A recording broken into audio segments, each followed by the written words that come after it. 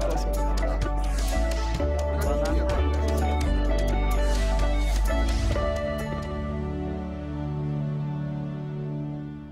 Olá.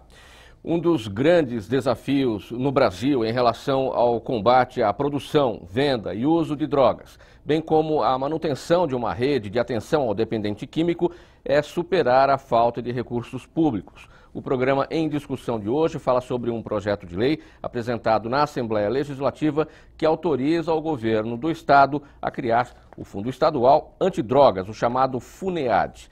Para este assunto, nós convidamos a médica psiquiatra a doutora Ana Cecília Marques. Ela é pesquisadora do Instituto Nacional de Tecnologia e Ciência para Políticas sobre Álcool e Drogas, o antropólogo Maurício Fiore, coordenador científico da Plataforma Brasileira de Política de Drogas, e também o deputado Celso Nascimento, do PSC, que é o autor deste projeto de lei. Muito obrigado pela presença de todos aqui neste programa em discussão.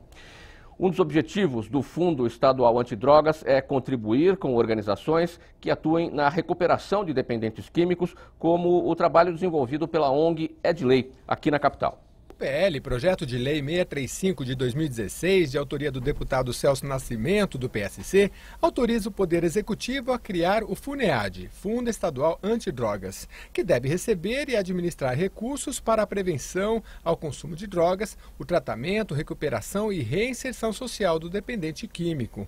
Um levantamento da Confederação Nacional dos Municípios estima entre 350 mil e 400 mil usuários de droga no estado de São Paulo. 194 cidades paulistas declararam ter alto nível de problema decorrente do consumo de crack, quase um terço dos 645 municípios do estado. Um dos objetivos do fundo é contribuir com entidades sociais que trabalhem com dependentes químicos na sua recuperação, reabilitação e reinserção social. A ONG Edlei, no Centro Velho de São Paulo, tem um trabalho baseado na redução de danos, uma abordagem que prevê diferentes estratégias para lidar com o consumo de drogas e que não tenha a abstinência como único objetivo, explica André Contrucci, coordenador de comunicação do Centro de Convivência da entidade. O objetivo principal que a gente tem é trazer um conjunto de estratégias que possam ser refletidas junto com o usuário, para que assim a gente possa, junto com ele, traçar maneiras de se prevenir e de evitar riscos associados ao uso de drogas. Esses riscos tanto sociais como riscos à saúde. O trabalho da instituição tem 3 núcleos principais de atuação. O importante que a gente entende e que o próprio SUS entende é você olhar para esse fenômeno nessa multiplicidade de fatores. Então, os fatores sociais, um apoio comunitário, né, isso é importante. Um apoio psicológico, para entender, lidar com as emoções daquele indivíduo, isso também é importante. E o social também. A gente trabalha especialmente com uma população que está em extrema vulnerabilidade social. Dentro desse quadro, as pessoas que fazem uso problemático de drogas, elas fazem isso como uma maneira de remediar uma situação que é muito difícil na vida delas, né? Então, a gente tenta desconstruir um pouco a ideia de que a droga levou a pessoa para a rua. Muitas vezes a rua leva a pessoa para a droga. No espaço acontecem atividades culturais, oficinas e rodas de conversa. O Edlei trabalha pela mudança de cultura no campo das drogas para reduzir o preconceito em relação ao usuário. A amizade que eu fiz aqui no Espaço Edlei, ela faz parte aqui ou seja, está ligado às pessoas das direções, né? Das direções aqui do Espaço Edlei. Então essas pessoas são muito, assim, são uma família para mim, né? São uma família para mim.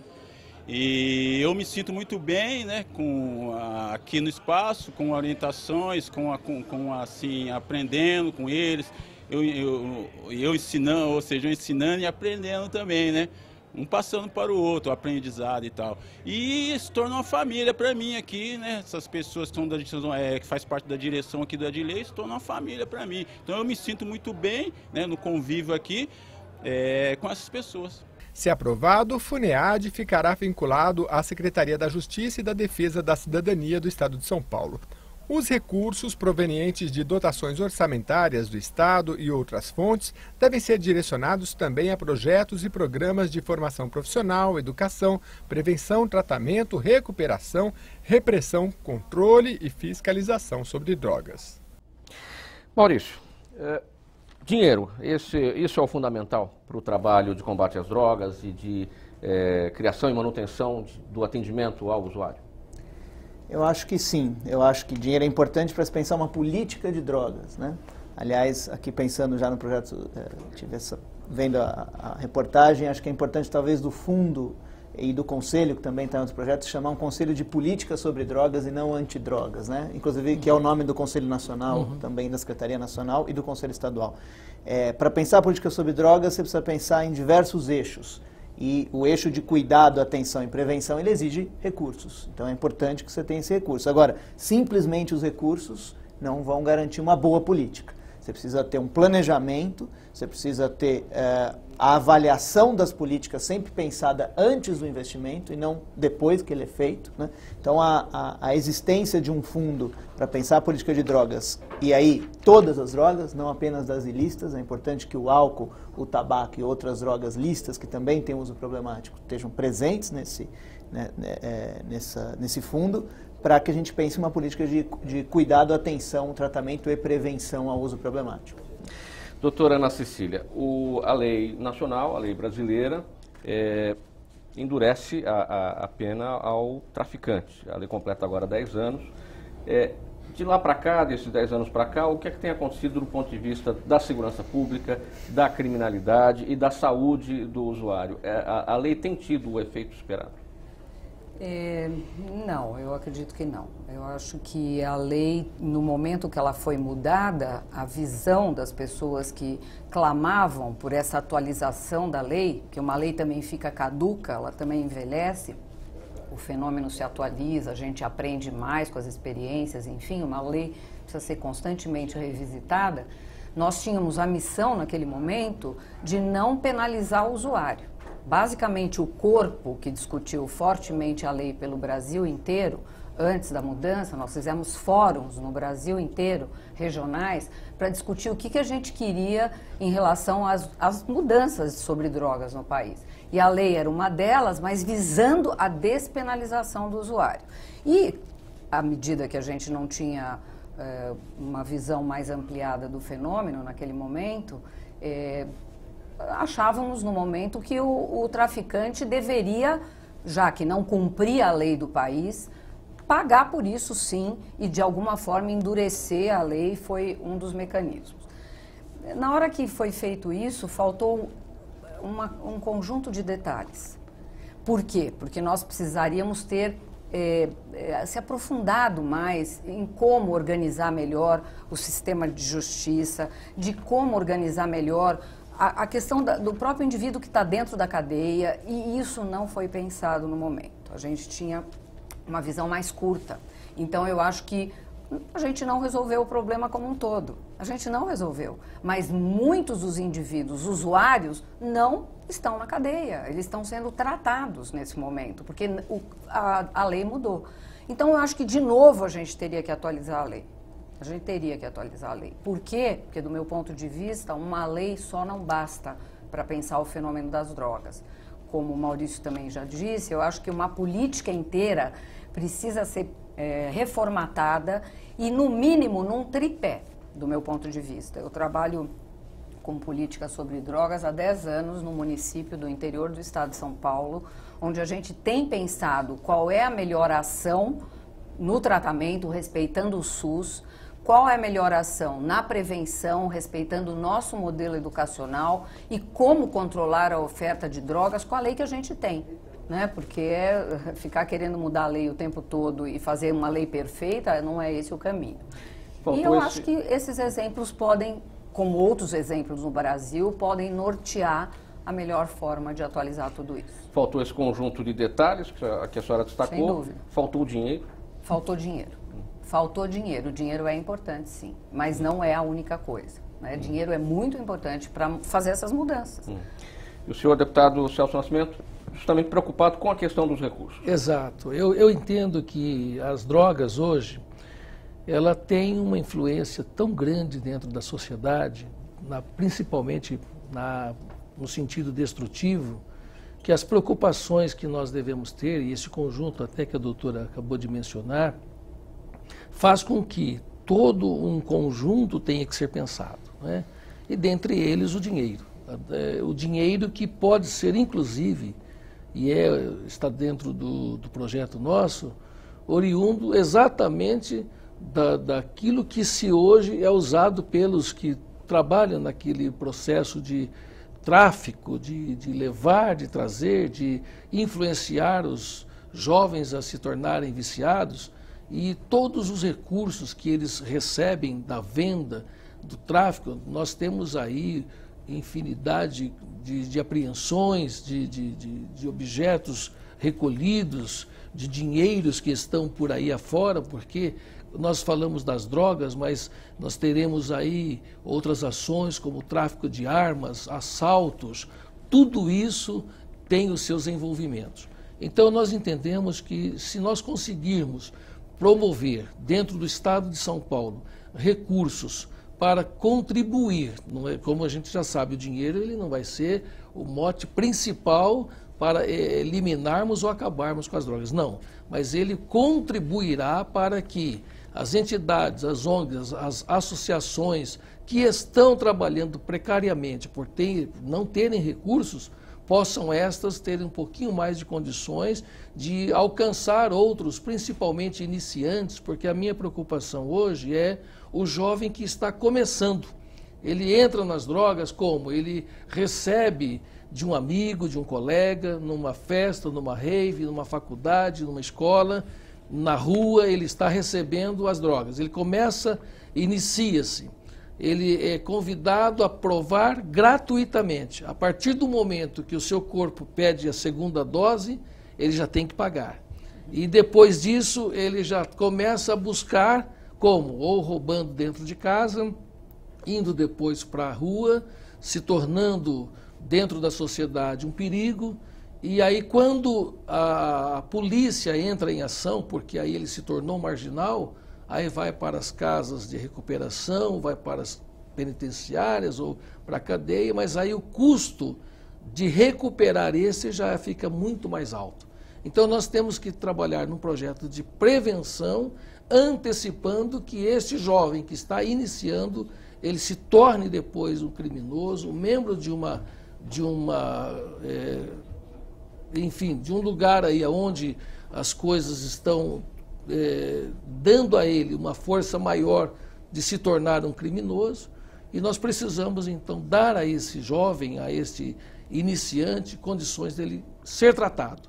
Para ser tratado precisa de recursos. Então o projeto de lei autoriza o Estado a buscar, a criar esse fundo, e a partir daí então as outras políticas a serem aplicadas, o tratamento começa a acontecer.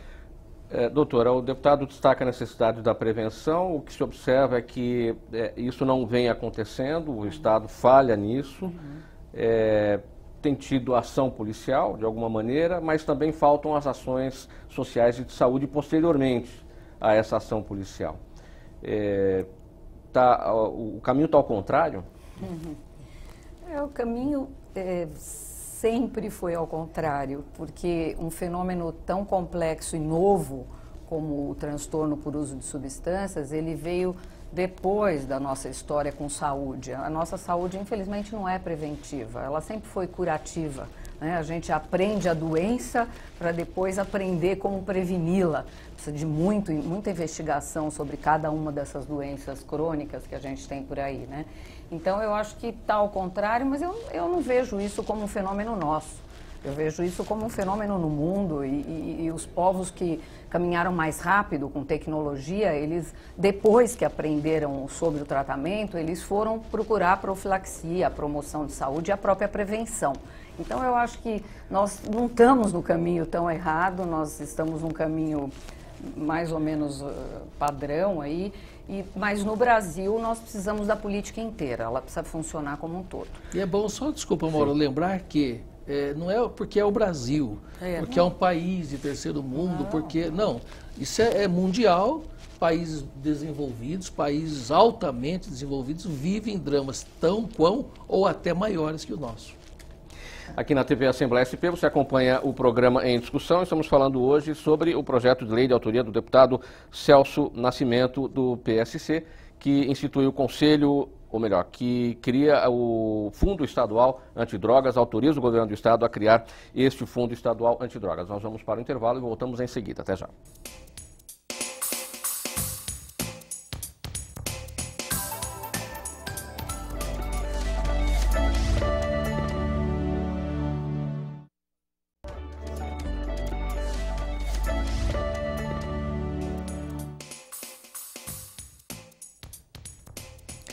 De volta aqui na TV Assembleia SP com o programa Em Discussão. Estamos falando hoje sobre o projeto de lei de autoria do deputado Celso Nascimento, do PSC, que autoriza o governo do estado a criar o Fundo Estadual Antidrogas, o FUNEAD. Maurício, no bloco anterior, a doutora Ana Cecília dizia que esse não é um fenômeno, a questão da droga não é um fenômeno brasileiro, um fenômeno universal. Mas onde tem dado certo algum trabalho, ou tem dado mais certo algum trabalho de combate e prevenção, e também de ações sociais e de saúde para o usuário na manutenção disso? Eu acho importante dizer, né, um pouco completando a discussão que a gente teve no bloco anterior, que o uso de drogas, a gente chama de substâncias psicoativas, essas que alteram a psique, o comportamento, a percepção humana, é um fenômeno histórico, universal e inerente à condição humana. Então, nós nunca vamos eliminar ou acabar com o uso de drogas, né? O fenômeno do uso de drogas é inerente à condição humana. Diferentes tipos de drogas em diferentes culturas e épocas. Universalmente, hoje, no sentido global, a gente passou a se preocupar com um conjunto de substâncias, foram aquelas que a gente colocou na ilegalidade, né? Mas não são necessariamente elas que causam os maiores problemas relacionados à saúde pública. Então, o primeiro ponto nem todo usuário de drogas, seja ela qual for, precisa de tratamento, por exemplo, né? Isso é uma coisa até um pouco discordando do deputado. Quer dizer, o jovem que se inicia, ou qualquer pessoa que se inicia no consumo, não necessariamente ele vai se tornar um dependente ou vai fazer uso problemático. Quem precisa de cuidado e atenção são esses que vão fazer uso problemático. Além disso, hoje, como a gente tem a política de drogas, e também retomando a discussão anterior, ela me parece um grande fracasso, porque a política atual de drogas, ela produz muito mais danos do que aquele que as próprias drogas podem causar e causam em algumas pessoas. Então, o que hoje você tem uma discussão global crescente, né, no sentido de, ao invés de apostar na repressão, principalmente penal, seja ao usuário ou seja aqueles que produzem e vendem, que num caso, num país como o Brasil, são recrutados entre os mais pobres, aqueles já vulneráveis que vão entrar nesse mercado, como vão entrar em outros mercados ilícitos, você passa a ter uma política realmente de prevenção, informação e tratamento daqueles que precisam. E isso tem sido feito no mundo. Quer dizer, com algumas drogas a gente já tem países com lógicas muito diferentes, como o Uruguai e os Estados Unidos, que já sinalizam com relação a uma das drogas, que é a mais consumida, das drogas ilícitas é a mais consumida, começam a sinalizar que este modelo do combate às drogas, ele fracassou e produziu muitos mais danos. E na Europa ocidental quase inteira, você começa a ter também revisão desse modelo. O dar certo aí... O modelo do combate. A revisão do modelo do combate. Quer dizer, a ideia é você ter uma política de drogas. Ao invés da lógica bélica, militar do combate, que basicamente produz, além de um gasto enorme de dinheiro, só nos Estados Unidos, a dita guerra às drogas, que se iniciou na década de 70, consumiu trilhões de dólares, e os Estados Unidos hoje é o país proporcionalmente mais tem usuários de drogas. E quem já revisou, quem já superou essa questão do combate, quem já está mais adiante? Você tem alguns países europeus que já vão, a Holanda se destaca entre eles, Portugal se destaca nesses países, a República Tcheca, você tem nas Américas, acho que os Estados Unidos, quase específico só da maconha, e do Uruguai, né? Esses dois países estão revisando essa política. E agora, como falou a Ana Cecília, com relação ao cuidado e ao tratamento, aí você tem vários outros países, como o Canadá, como a França, como a Inglaterra, que tem cuidado e tratamento para aquelas pessoas que fazem uso problemático muito mais avançados que o brasileiro, que prevêem, como a gente viu na reportagem ali na Luz, na chamada Cracolândia, aquelas pessoas, muito mais do que a droga as levou à rua, é a rua que levou às drogas. São pessoas de altíssima vulnerabilidade que você não basta apenas tratar o problema de saúde delas. Elas têm uma série de vulnerabilidades, e eu participei de uma pesquisa sobre usuários lá do programa Braços Abertos na Cracolândia, que mostrou que 66% deles já foi preso. 25% deles passou por internação na Fundação Casa. São a maior parte com baixíssima escolaridade. São vulneráveis que já estavam lá, já estavam nessa situação antes do crack. O crack agravou a situação. Então, no caso brasileiro, a gente precisa ter políticas que englobem a discussão social, tanto quanto a questão de saúde pública. Doutora Ana Cecília, qualquer pessoa é propensa a ter dependência química? Não, não é. Não é propensa a ter dependência química. A dependência é uma desordem do cérebro, de uma área específica do cérebro, que é definida, quando ela se instala, por vários fatores de risco. Alguns o Maurício apontou, essa vulnerabilidade social, dificuldades de aprendizagem, transtornos de humor, problemas familiares, falta de lei em alguns países leva assim a uma percepção de risco muito baixa do jovem e ele pode aumentar essa chance de se envolver com droga e ter esse outro conjunto de fatores que podem levá-lo à dependência. Então, é uma doença crônica do cérebro que, se não for tratada, deteriora o indivíduo nas suas capacidades múltiplas, mas que exige múltiplos fatores além de usar droga. Ele tem que entrar em contato com a droga para desenvolver essa dependência, mas só isso não basta. Tá? Deputado, o senhor tem um outro projeto pronto para ser votado em plenário, a gente já tratou aqui em outras ocasiões, 538 do ano passado, cria o Conselho Estadual Antidrogas nos estabelecimentos de ensino fundamental e médio de São Paulo. Como é que essas duas matérias se combinam? Na realidade, nós temos a ideia de que na escola muitos não têm a informação, porque hoje o maior problema nosso é a informação. Se o jovem tiver a informação de que o uso das drogas, ele possa vir a se tornar um dependente, ele possa correr o risco de amanhã ou depois ele ter esta necessidade, porque o jovem não sabe se o seu cérebro, se o seu organismo vai combater ou não só o primeiro momento. Verdade. Não é isso? Então ele certamente ele corre um risco que ele mesmo não tem noção, a percepção. Então a ideia da criação do Conselho é para que haja palestras, hajam informações, orientações, cuidados que hoje, em não havendo, o jovem está um pouquinho mais à mercê da sorte. Ele tendo informações, e essas informações podem ser concedidas por pessoas com competência para fazê-las, vai dar, no mínimo, a chance dele dizer assim, bom, eu sei que isso vai me fazer mal. Eu sei que isto, se eu usar, eu poderei correr o risco de ter aí o meu corpo querendo mais e me tornar um viciado. Então, a comissão, ela teria esta finalidade de, dentro das escolas, trazer a informação que o jovem hoje praticamente não tem. Ele tem a informação contrária. Prova, meu querido, porque se você não prova, você é careta. Então, use um pouquinho para ver como é que é. Mas esse tipo de informação é o mais perigoso que tem. Ele conhecer, é melhor ele conhecer de uma outra forma, que aquilo é perigoso. Então, a formação do Conselho trata disso.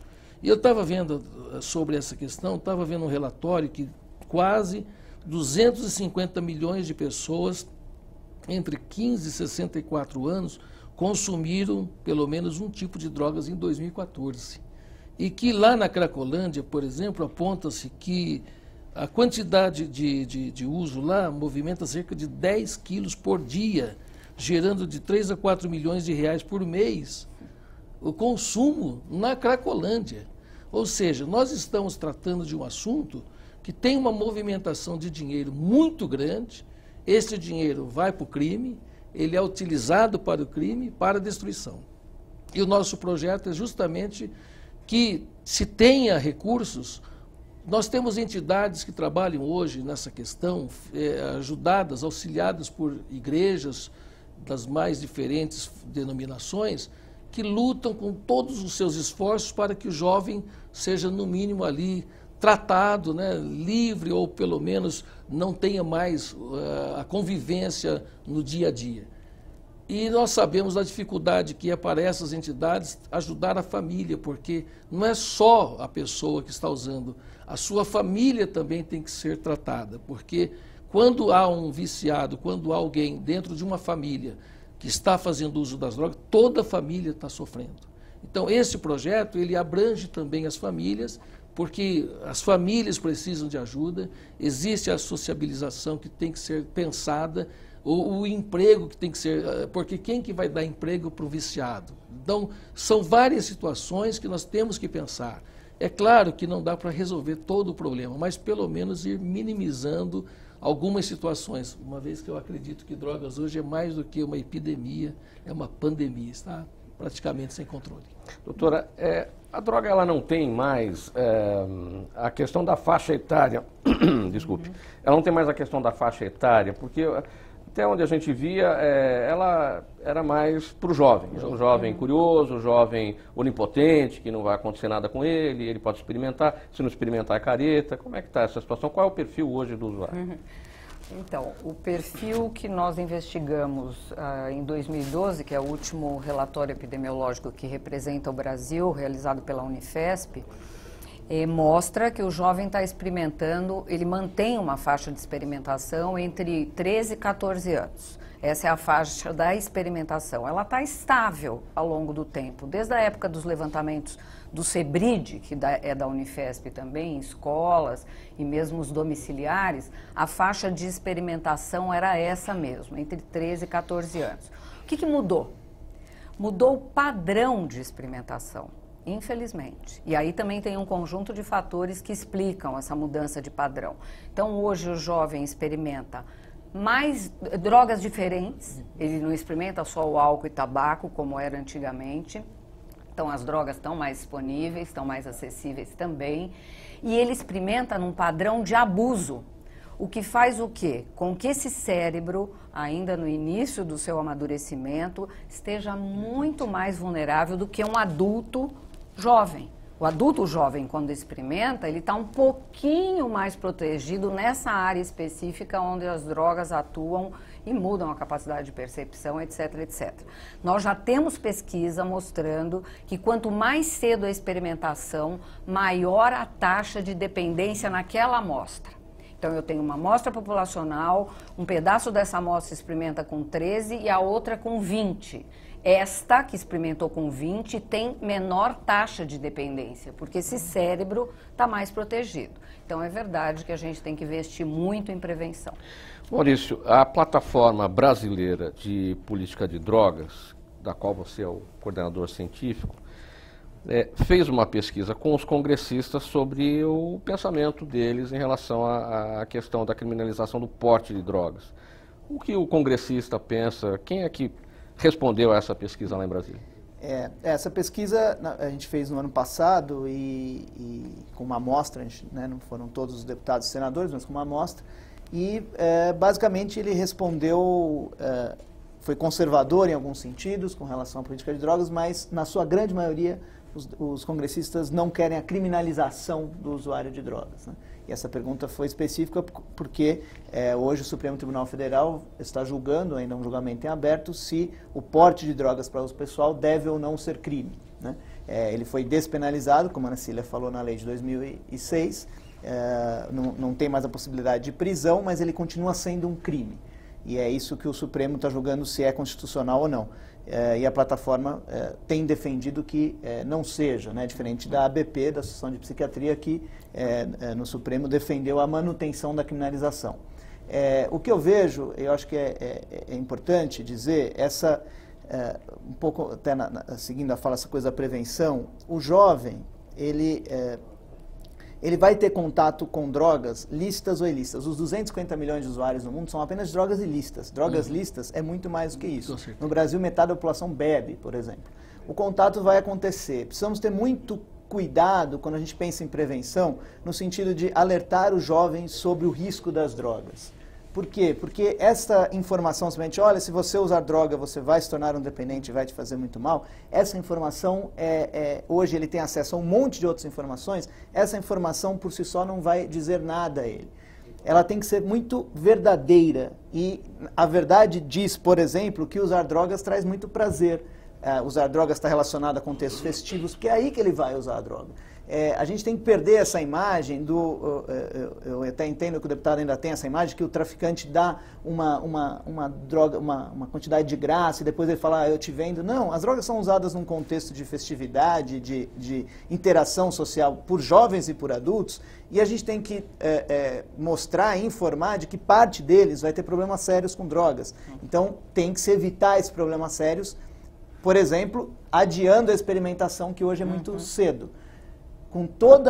Hoje a política de drogas, do jeito que a gente tem apostado, ela não está conseguindo aumentar a idade de experimentação e, ao mesmo tempo, ela acaba provocando uma insegurança pública quando ela aumenta a população penitenciária e ela promove essa guerra.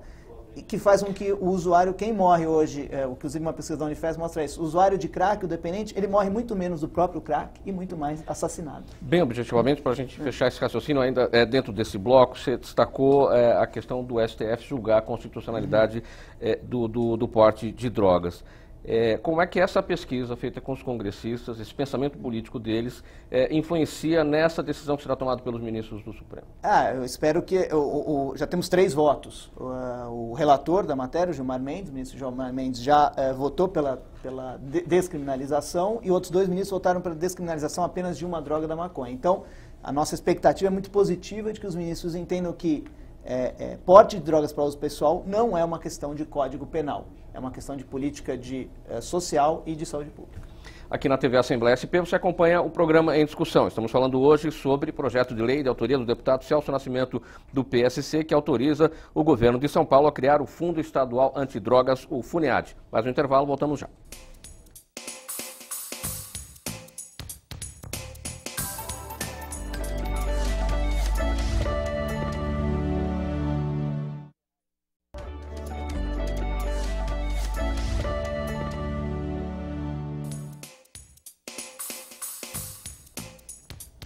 Aqui na TV Assembleia SP, de volta com o programa Em Discussão, falando hoje sobre o projeto de lei de autoria do deputado Celso Nascimento, do PSC, que autoriza o governo do Estado, o governo de São Paulo, a criar o Fundo Estadual Antidrogas, o FUNEAD.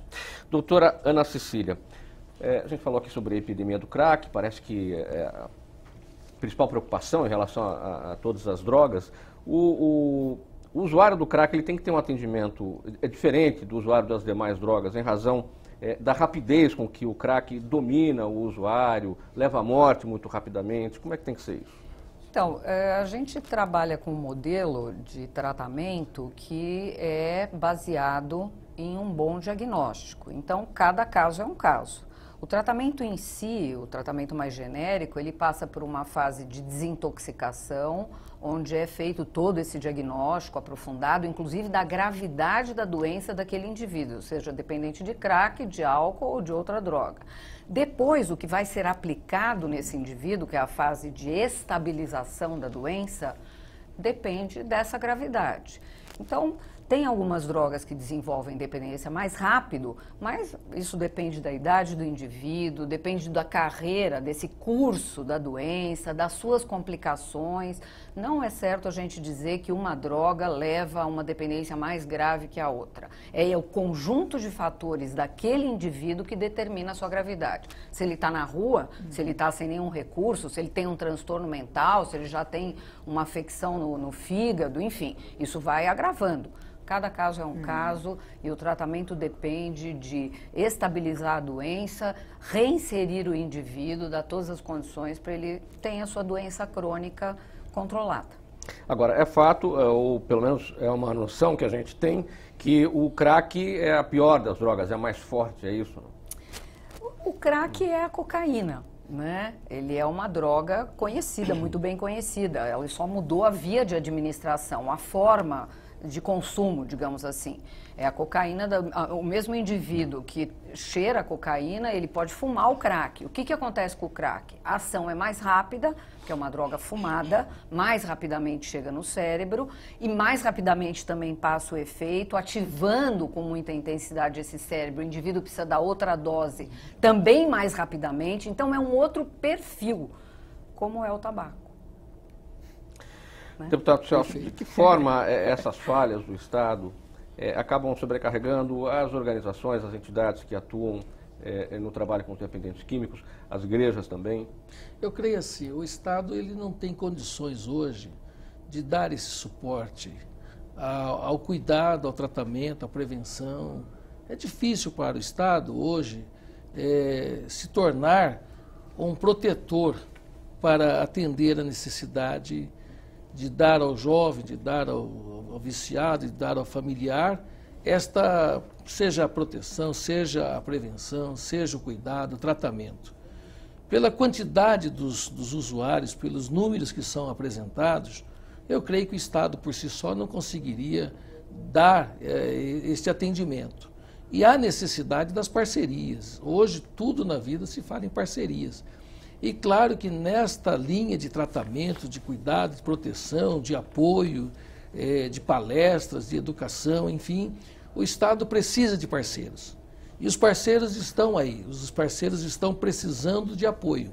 E o apoio pode vir com a facilitação das leis, de projetos de leis que venham facilitar o tratamento, porque eu recebi de uma entidade a reclamação de que eles estavam sendo cobrados, que deveriam ter lá profissionais da área de psiquiatria, psicólogos e tudo mais para fazer parte do corpo de tratamento dos seus dependentes. Só que eles não têm recursos para ter esses profissionais. Eles têm uma outra linha, uma outra ação e faltam recursos para esses profissionais.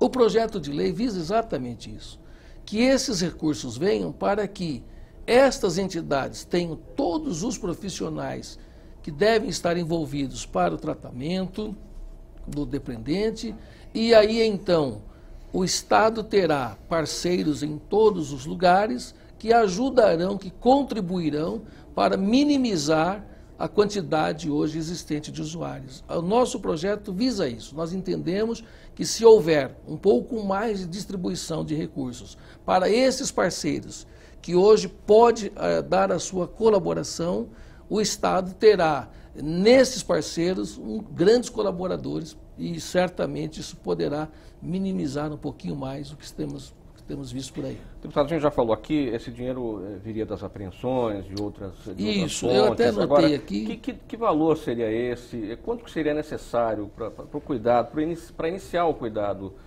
com o Olha, usuário? se nós falarmos do Estado de São Paulo, nós vamos falar de milhões. Porque o dinheiro que nós usaríamos para o tratamento, para alguém que está hoje indo à morte, e se nós conseguirmos tirá-lo disso, primeiro a vida não tem preço. Então os valores que vierem, nós não podemos hoje mensurar quanto vai ser o necessário para este resultado positivo. Mas eu creio que o Estado, que hoje não tem talvez uma quantidade boa para este fim, terá neste projeto de lei condições de ter um suporte que vai agregar ao que ele já tem na sua dotação orçamentária, ter um pouco mais para esse fim. Porque o que nós temos hoje, e até a doutora disse, o dinheiro pode surgir, mas tem que ser bem administrado. De repente até tem dinheiro, mas o dinheiro não está indo para o fim correto, para os lugares que precisam ir, e muitas vezes são feitos projetos, são feitos planos aí que acabam dissipando. Então, se houver um tratamento com esse dinheiro, canalizá-lo para lugares, para entidades que estão seriamente trabalhando, comprovadamente firmes nesse propósito, com comprovação de seriedade, eu acho que é muito melhor para o Estado e para todos. A sua proposta ligaria todo esse trabalho à Secretaria de Justiça e Defesa da Cidadania. Agora, Sim. o fundo seria administrado pela mesma secretaria ou seria um trabalho entre secretarias, eu acho saúde, que entre educação? secretarias, exatamente. Eu acho que deveria ter elementos das diversas secretarias que têm a correlação a esta situação, porque eu creio que ora é social, ora é saúde, ora é criminal. Então, todas as secretarias envolvidas para este elemento ser cuidado devem participar. Então, acho que uma comissão, alguma coisa relacionada a isso. Conselho, talvez, né? O conselho a lei prevê o estadual. CONED, né? Isso. Mas eu gostaria só de dizer uma sugestão, fazendo aqui um diálogo com o deputado, sem prejuízo nenhum da excelente intenção que dar ênfase a um fenômeno que é urgente, que tem que ser pensado. Mas a gente tem visto crescer muito um número de entidades, né, que notadamente são chamadas comunidades terapêuticas, parte delas muito bem intencionada, mas parte delas muito mal intencionada, né? E mal intencionada em que sentido? Basicamente com a ideia de uma internação radical dessas pessoas, sem cuidado médico, cuidado em saúde, cuidado psicológico feito devidamente. Então isso é muito importante que isso seja pensado. E a outra coisa, e esse acho que é um tema mais delicado, e a Ana Cília acho que ela concorda comigo nesse sentido, é que os tratamentos que você tem para a pessoa que faz uso problemático de drogas, tem transtorno do uso de substâncias, eles normalmente não são bem sucedidos. Então a gente precisa ter avaliação prévia do que a gente está investindo dinheiro público. A Ana Cília falou, na cidade em que ela trabalha, quer dizer, você tem que valorizar primeiro a rede pública, a rede SUS. Você tem os Centros de Atenção Psicossocial, os CAPs, né, que hoje ainda tem uma rede ineficiente. E você poderia investir dinheiro público nisso. E as parcerias, que eu não sou contrário a elas têm que seguir um método de avaliação muito rígido, para que o dinheiro público realmente seja investido naquilo que você possa avaliar. Naquilo que você... Porque, às vezes, o problema das drogas, ele nos leva a soluções que parecem ser urgentes e momentâneas ali, mas que a médio prazo não são soluções. São apenas tampões paliativos. É importante que a gente pense nisso a médio prazo. E a internação é uma delas. A Ana Cília sabe, a desintoxicação, a primeira fase, não é a mais difícil do tratamento. Pelo contrário, normalmente é a mais fácil. A mais difícil é a mais curta. Isso. O difícil é que quando a pessoa não está nesse ambiente artificial, né? Ela vai estar na rua, que é o ambiente dela, de todos nós, é que ela tem a dificuldade de fazer o uso não problemático, ou interromper o uso. Então, eu acho que é muito importante que, ao pensar esse fundo público, a gente tenha o controle e a avaliação como diretriz. Concordo. Maurício, queria pedir sua conclusão sobre o nosso tema. O nosso tempo já está se esgotando. 30 segundos para a sua finalização. Eu quero agradecer o debate, quero parabenizar a iniciativa do deputado. Acho que colocar a plataforma à disposição para que a gente continue dialogando. Acho que temos divergências, claro. Eu considero que essa política, do modelo geral, ela é fracassada, a política brasileira de drogas. Ela não evita a oferta, ela não diminui a demanda e ela produz um número enorme de vítimas da guerra, seja a guerra do Estado, ou seja a guerra entre as facções, como a gente está assistindo mais uma agora acontecer. Então, mas coloco à disposição ao debate e quero agradecer para que a gente possa fazer essa discussão. Você colocou a plataforma à disposição, é a Plataforma Brasileira de Política de Drogas. Isso, exatamente. Estamos à disposição para discutir. Sua palavra final, doutora, até 30 segundos. Também, da mesma forma, agradecer, parabenizar, colocar a Associação Brasileira de Psiquiatria à sua disposição e dizer que a gente já tem uma regulamentação que o CONAD já fez, que já cuida de como integrar os recursos com os parceiros da sociedade civil. A gente já tem isso regulado. Então, esse parceiro vai ficar sob a tutela do CAPS, a comunidade terapêutica ou outros segmentos que queiram integrar isso. E eu acho que ainda respeitar os nossos sistemas já de assistência social, de saúde, educacional, e eles farão essa decisão de onde é melhor investir, né? Senão o próprio Conselho Estadual de Drogas, ele sobre drogas, pode fazer esse trabalho. Tá? 30 segundos para a sua palavra final, deputado. Quero agradecer a oportunidade de dizer ao Maurício, doutora Ana, que nós nos colocamos também à disposição. É muito salutar o debate e dizer que também as ideias que nós pudermos receber dos senhores para que este projeto ele tenha, sim, a abrangência necessária e alcancemos um bom resultado. Muito obrigado. Quero agradecer a presença de todos aqui nesse programa em discussão. Falamos hoje sobre o projeto de lei de autoria do deputado Celso Nascimento, do PSC, que autoriza o governo do Estado a criar o FUNEAD, ao Fundo Estadual Antidrogas. O agradecimento a você de casa que nos acompanhou e fale-me sobre este programa no Twitter, @Mauro Friesman. Obrigado, tchau, até a próxima.